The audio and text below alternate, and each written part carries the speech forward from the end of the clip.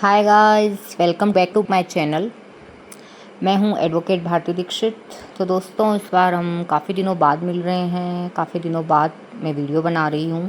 Video बनाने में बहुत लेट हो गया था, लेकिन अब हम मिलेंगे एक नई स्ट्रेटजी के साथ, नई वीडियो के साथ और नए सब्जेक्ट के साथ।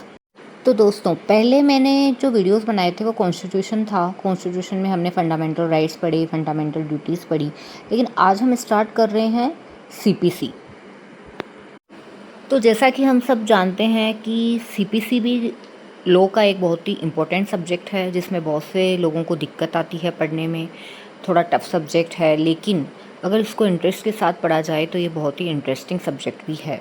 तो दोस्तों, सबसे पहले तो सीपीसी एक बहुत ही गलत नाम है, लेकिन लोग आजकल क्या आलसी हो गए हैं, इसलिए हर को शॉर्ट में बोल देते हैं। जैसे सीपीसी हो गया, यूट्यूब को वाईटी बोल दिया। सीपीसी का पूरा नाम है the code of civil procedure, जिसको हम हिंदी में बोलते हैं सिविल प्रक्रिया संहिता। तो दोस्तों, आज हम जानेंगे सीपीसी के इंट्रोडक्शन के बारे में कि सीपीसी क्या है, कैसे स्टार्ट हुई, ये सब। तो सबसे पहले हम ये देखते हैं कि सीपीसी का जो एक्ट नंबर है वो क्या है। तो सीपीसी का एक्ट नंबर है 5। ये एनेक्ट कब हुई, यानी एनेक्टमेंट डेट इसकी क्या है, 21 मार्च 1908। और फिर एनफोर्समेंट में कब आई, 1 जनवरी 1909 को, यानी कि 1 जनवरी 1909 को सीपीसी लागू की गई। सबसे पहले हमें ये जानना होगा कि सीपीसी जो है वो कौन सी लॉ है, लेकिन उसके पहले हम ये जानेंगे कि लॉ कितने प्रकार की होती है। तो दोस्तों, लॉ 2 टाइप की होती है, एक सब्सेंटिव लॉ और दूसरी एग्जेक्टिव लॉ और प्रोसीजर लॉ। प्रोसीजर लॉ को एग्जेक्टिव लॉ भी बोलते हैं। सब्सेंटिव लॉ क्या करती है, राइट और जो ऑब्लिगेशंस होते हैं ना हमारे, उनको डिसाइड करती है। यानी हमारे क्या अधिकार है और क्या ऑब्लिगेशंस है, वो हमें सब्सेंटिव लॉ बताती है, सब्सटेंटिव लॉ बताती है। लेकिन उन्हें एनफोर्स करने का काम कौन करती है, वो करती है प्रोसीजर लॉ। सीपीसी एक प्रोसीजर लॉ है, यानी प्रक्रियात्मक विधि है। सिविल राइट्स का हनन होना, लीगल राइट्स का हनन होना, इस पे काम कौन करता है, सीपीसी करती है। तो यह एक प्रोसीजर लॉ है, प्रक्रियात्मक विधि है। बीएनएस, इंडियन कॉन्ट्रैक्ट एक्ट, ये सब क्या है, ये सब्सटेंटिव लॉ है। और सीपीसी, बीएनएसएस, ये सब क्या है, ये प्रोसीजर लॉ है।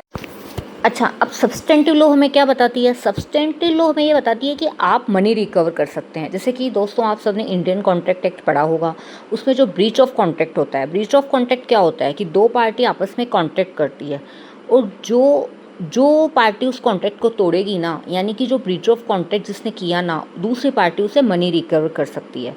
तो ये हमें कौन बताता है, ये सब्सटेंटिव लॉ बताती है। लेकिन इसका प्रोसीजर क्या होगा, वो हमें सीपीसी बताती है। सीपीसी क्या करती है, एक यूजुअल मैनुअल लॉ की तरह काम करती है कि हम कैसे सूट फाइल करेंगे, कैसे प्लेंट जो है वो फाइल करेंगे। ये हमें कौन बताती है, सीपीसी बताती है। इसीलिए ये प्रोसीजर लॉ है, यानी ये वर्क करती है उस काम पे। अधिकार क्या है, ये ऑब्लिगेशंस हमारे क्या है, ये तो हमें सब्सटेंटिव लॉ ने बता दिया। लेकिन अब इस पर काम कौन करेगा, इसको एनफोर्स में कौन लाएगा, वो काम कौन करता है, वो काम सीपीसी करती है। तो सीपीसी जो है वो 2 भाग में डिवाइड है। एक भाग में हमें सेक्शंस के बारे में बताया गया है, और दूसरा जो भाग है उसमें ऑर्डर्स और फर्स्ट शेड्यूल के बारे में पार्ट 1 में है। पार्ट 2 में क्या बताया गया है, सेक्शन 36 से लेके 74 तक। पार्ट 3 में है section 75 to 78। Part 4 section 79 to 88। Part 5 section 89 to 93। Part 6 section 94 to 95। Part 7 में है सेक्शन 96 से 112 तक। पार्ट 8 में है सेक्शन 113 से 115 तक। पार्ट 9 में है सेक्शन 116 से 120 तक। पार्ट 10 में है सेक्शन 121 से 131 तक। और जो लास्ट पार्ट 11 है वो है सेक्शन 132 टू 158। तो ये तो हो गए हमारे सेक्शन का डिवाइडेशन। ये तो हो गया पार्ट फर्स्ट। अब पार्ट सेकंड में जो है वो है फर्स्ट शेड्यूल और ऑर्डर्स। तो दोस्तों, 51 ऑर्डर्स हैं सीपीसी में, जिसमें बहुत सारे रूल हैं। तो कौन से रूल को किसके साथ रीड विथ करना है, कौन से ऑर्डर के साथ रीड विथ करना है, ये हम जब सीपीसी विस्तार से पढ़ेंगे तब मैं बताऊंगी आपको आगे। ये तो हो गए सेक्शंस एंड ऑर्डर्स। अब हम देखते हैं कि सीपीसी में अमेंडमेंट्स कैसे कैसे हुए और कब कब हुए। सो गाइज, सीपीसी में 1976 में पहला अमेंडमेंट हुआ, जिसको लागू किया गया 1977 में, जिसमें सीपीसी में व्यापक बदलाव किए गए और कई नियम जोड़े गए। 1990 में जो अमेंडमेंट किया गया उसको लागू किया गया 1 जुलाई 2002 को। और 1999 में मलीमत कमेटी द्वारा अमेंडमेंट किया गया जिसमें ये था कि अदालतों में मुकदमों की सुनवाई तेज करने और पूर्व विचार के चरण में देरी रोकने के लिए लाया गया था। ओके फ्रेंड्स, तो इस अधिनियम का संक्षिप्त नाम है सिविल प्रक्रिया संहिता 1908। इस अधिनियम का नाम है सिविल प्रक्रिया संहिता 1908। यह सन 1909 की जनवरी के प्रथम दिन को प्रवृत्त हुआ। अब इसका विस्तार कहाँ कहाँ पर है? नागालैंड राज्य और जनजातीय क्षेत्रों के सिवाय संपूर्ण भारत पर इसका विस्तार है।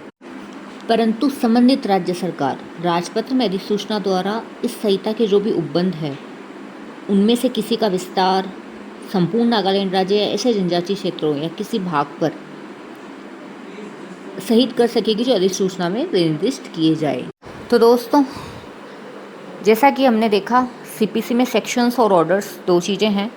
तो ये पूरी सीपीसी जो है सेक्शंस और ऑर्डर्स में डिवाइडेड है। तो सेक्शन और ऑर्डर्स में जब भी विरोधाभास हो जाए तो क्या लागू हुआ? सेक्शन लागू होगा। अच्छा, सेक्शन में अमेंडमेंट कौन कर सकता है? पार्लियामेंट सेक्शन में अमेंडमेंट कर सकती है। सीपीसी संवर्ती सूची का पार्ट है, कॉन्स्टिट्यूशन 7वीं अनुसूची। और ऑर्डर में कौन अमेंडमेंट कर सकता है? ऑर्डर्स में अमेंडमेंट्स कर सकती है हाई कोर्ट। ओके दोस्तों, तो ये हो गया सीपीसी का एक बहुत ही छोटा सा सरल सा स्वीट सा इंट्रोडक्शन। तो आपको मेरी वीडियो कैसी लगी? अगर आपको मेरी वीडियो अच्छी लगी हो तो लाइक कीजिए, सब्सक्राइब कीजिए, शेयर कीजिए और मेरे साथ यूं ही बने रहिए मेरी नेक्स्ट वीडियो के साथ। तब तक बाय बाय, टेक केयर।